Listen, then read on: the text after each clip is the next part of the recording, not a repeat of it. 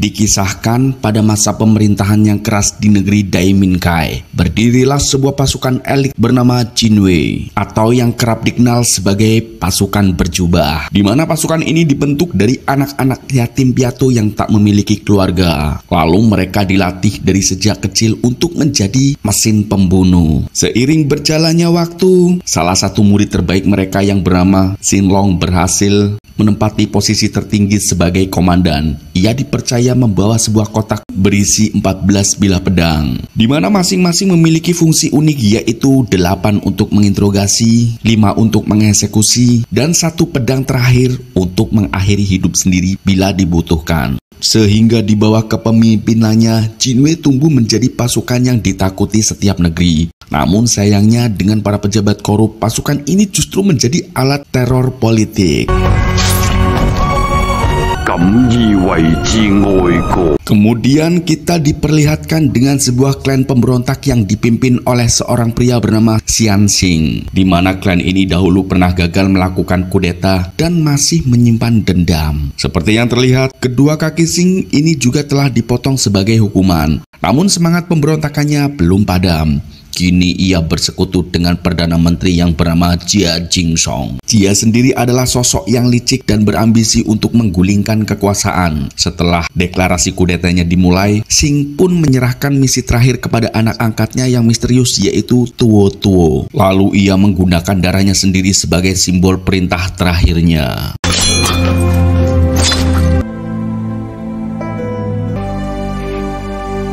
Sementara itu di markas Jinwei, sang Perdana Menteri Jia datang sambil membawa pesan rahasia palsu dari Kaisar, di mana ia meminta kepada Xinlong dan pasukannya agar memecah diri untuk menjalankan misi khusus.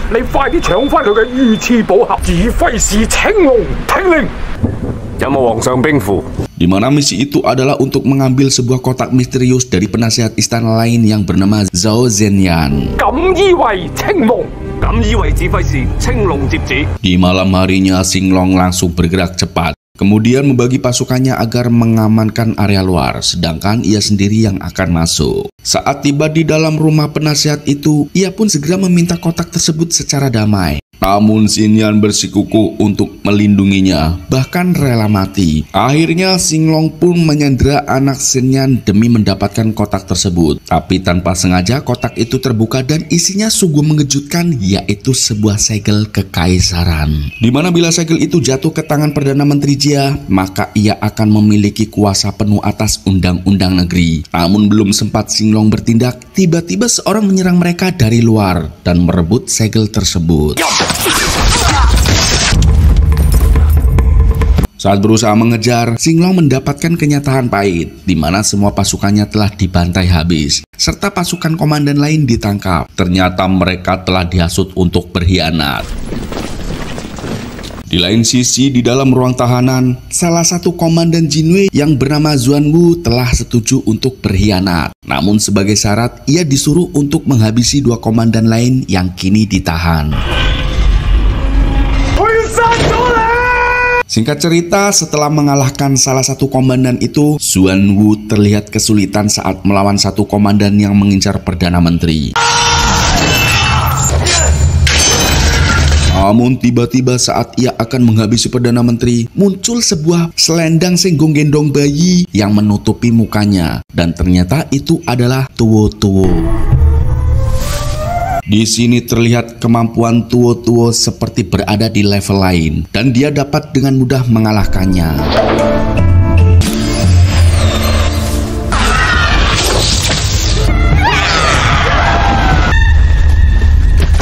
Rupanya kedatangan Tuo Tuo ke tempat tersebut telah disuruh oleh ayahnya untuk membantu kudeta Perdana Menteri dalam menghabisi Xinlong. Kemudian Xuanwu pun menanyakan kepada Tuo Tuo bukti bahwa dia adalah anak dari pemimpin Xianxing. Tuo Tuo lalu menunjukkan dada dan tatonya yang menjadi klan Xing. Di tempat lain, Sinlong yang terluka parah memutuskan untuk menjaluk bantuan kepada seorang spesialis pengawal pedagang agar membantunya lari ke luar negeri untuk bersembunyi dan menyembuhkan lukanya. Karena bayarannya menggiurkan, akhirnya mereka pun bersedia untuk membantunya kabur dengan menyamar lewat sandiwara pernikahan putrinya yang bernama Mbak Titi Sandor. Kemudian mereka mencoba keluar dari wilayah Daiminkai melalui gerbang utama yang telah dijaga sangat ketat karena Sinlong kini sedang diburu. Beruntung berkat keahlian dan pengalaman dari ayah Mbak Titi, mereka berhasil lolos dari penjagaan tanpa menimbulkan kecurigaan.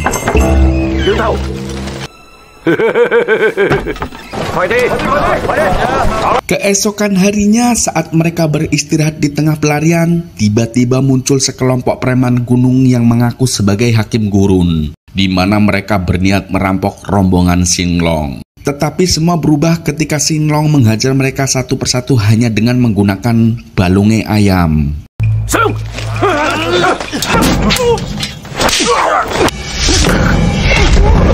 Sinlong lalu memperlihatkan plat emas tua milik klan Jinwei. Melihat itu seketika para preman itu pun meminta maaf dan melayu kocar-kacir sampai kecepirit.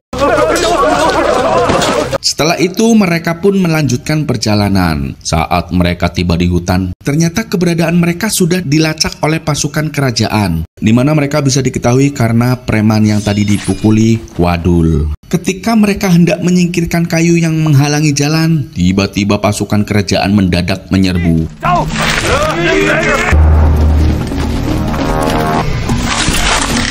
Namun Sinlong ternyata sudah mengantisipasi serangan itu, sehingga ia mampu membaca dan mengatasi gerakan musuh dengan sangat mudah. Saat Mbak Titi mencoba membantu, Sinlong malah memanfaatkan tubuhnya sebagai tameng sekaligus untuk menghajar mereka satu persatu. Kemudian tiba-tiba dari dalam peti mati muncul seorang musuh misterius. Dan dengan jurus cakar kucingnya sempat membuat Sinlong merasa kewalahan. Namun akhirnya dengan susah payah Sinlong berhasil menghabisi musuh tersebut.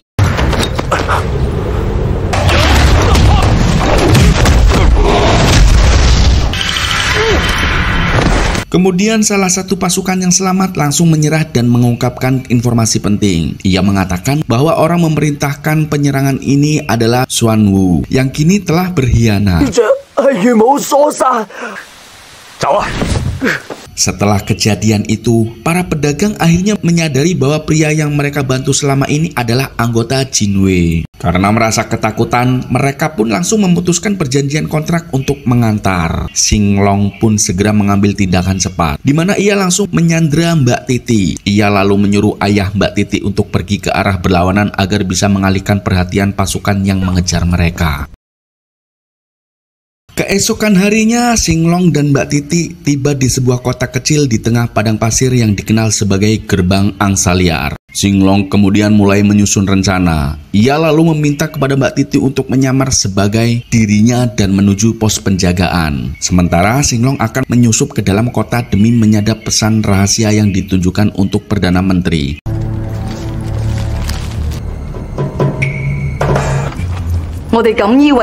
Dan betapa terkejutnya saat Sinlong mengetahui pesan tersebut. Rupanya sang Perdana Menteri tengah berencana menjual 3 kabupaten penting kepada pihak lain. Mengetahui bahaya besar yang dirancang, Mbak Titi pun ikut turun tangan tanpa sepengetahuan Sinlong.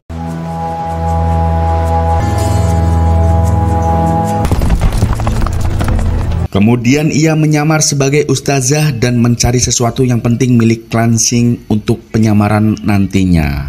Sementara itu dari kejauhan Sinlong yang khawatir memperhatikan pergerakannya yang secara tiba-tiba tanpa sepengetahuannya. Tak hanya itu, Sinlong juga menyadari kehadiran para bandit asal Cina yang juga tampak mengawasi transaksi ini sejak lama.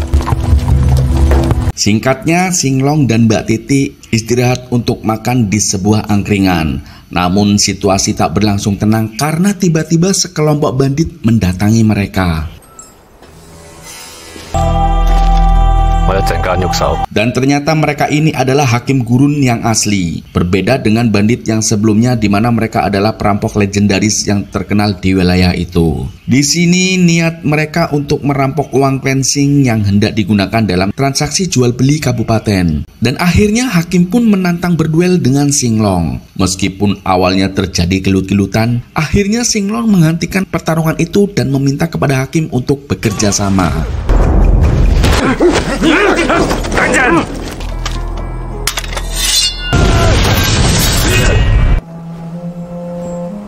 Karena tujuan hakim gurun sama-sama mengacaukan transaksi tersebut. Akhirnya keduanya pun sepakat untuk bekerja sama demi tujuan masing-masing. Di mana hakim gurun ingin emas dan uangnya, sementara Singlong hanya ingin menggagalkan rencana jahat Perdana Menteri.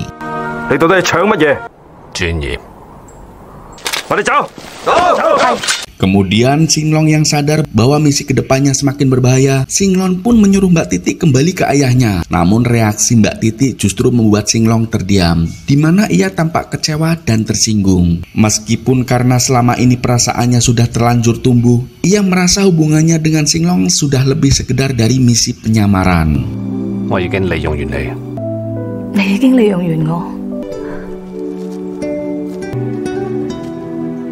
Malam harinya, untuk mengusir beban pikiran, Singlong pun memilih menghibur diri dengan minuman intisari. Tetapi belum sempat mabuk sepenuhnya, tiba-tiba muncul Tuo hingga terjadi pertarungan hebat. Merasa teknik lawannya terlalu berbahaya, Singlong pun memutuskan untuk mundur sejenak dan mulai menyusun strategi baru.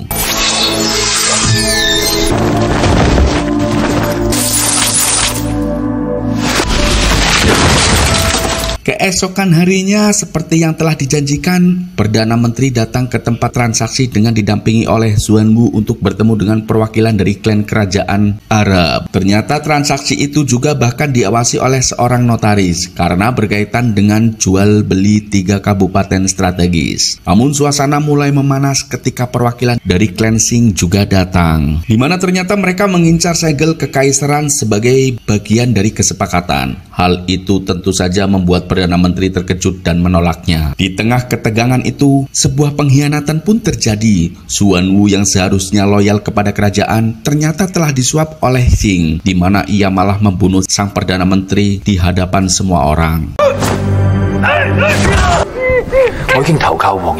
Tak lama kemudian, kelompok hakim gurun datang, lalu mereka pun melancarkan serangan mendadak.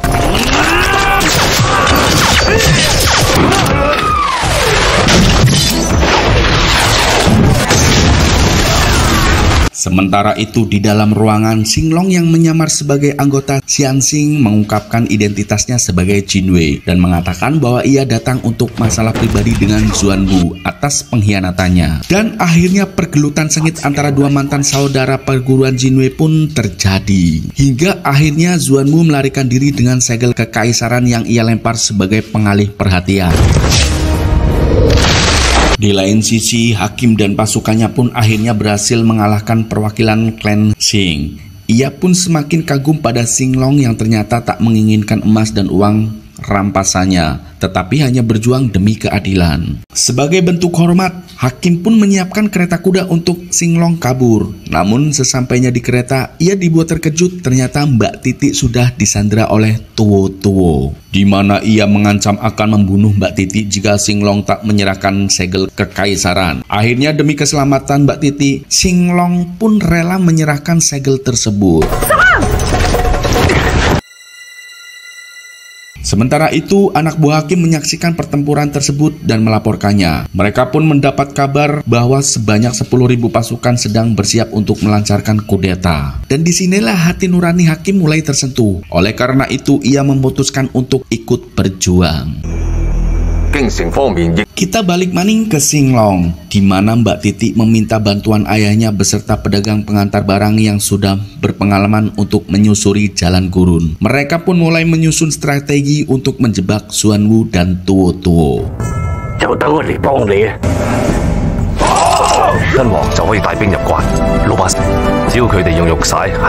Keesokan harinya, Singlong memancing Tuo agar mengejarnya. Lalu di tengah jalan, Mbak Titi menyamarkan sebagai Singlong untuk memisahkan Tuo dari rombongan Xuanwu.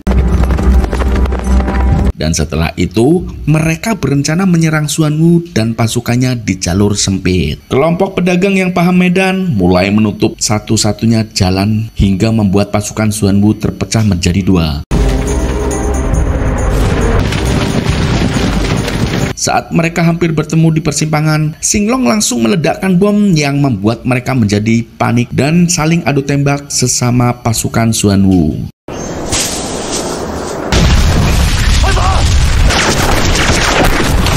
Ketika keadaan sudah semakin kacau, kelompok pedagang mulai melempari batu sebesar dari atas bukit, kemudian menyerbu dan akhirnya pertempuran itu pun dimenangkan. Sementara Xuanwu sendiri berhasil dihabisi oleh Singlong.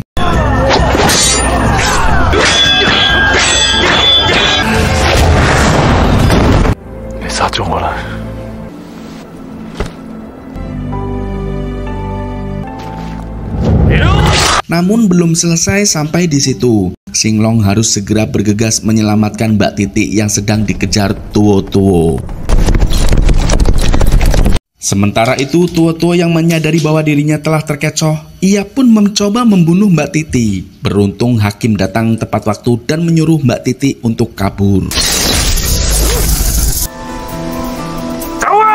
Duel Hakim dan Tuo pun terjadi. Meski sempat memberi perlawanan keras, namun Hakim mulai terdesak. Ia lalu mengeluarkan jurus pamungkasnya, yaitu pedang sing bisa muter-muter dewek. Akan tetapi sayangnya Tuo terlalu kuat dan Hakim pun tumbang di pertarungan itu.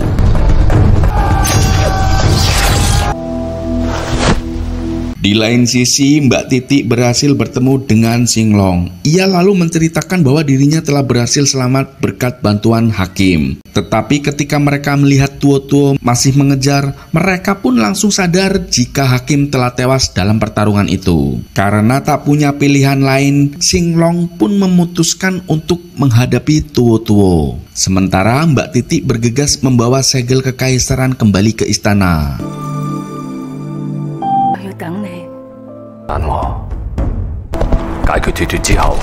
Singkat cerita, Singlong kemudian memilih lokasi sempit untuk bertarung yang membuat pergerakan Tuo terbatas. Di sini terlihat Singlong sempat terdesak, namun dengan cerdik ia melemparkan sebuah patung besar dan bersembunyi di baliknya, sehingga mendapatkan kesempatan untuk melukai Tuo.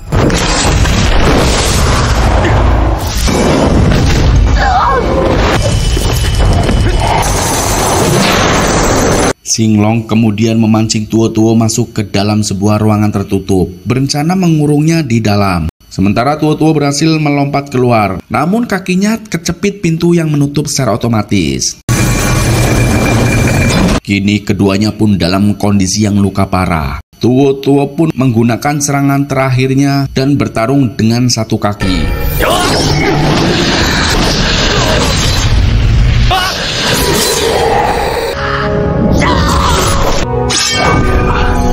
Akhirnya dengan pedang terakhirnya itu, Singlong pun berhasil mengunci tubuh Tuo di pelukannya hingga akhirnya mereka berdua pun metong.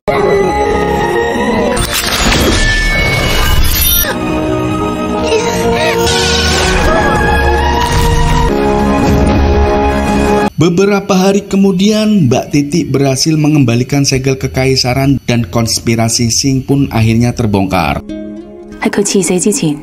Di akhir film, Mbak Titi melihat dari kejauhan seorang membawa sebuah kotak misterius, di mana bentuk tubuhnya, langkah kakinya, dan gerak-geriknya mirip sekali dengan Singlong.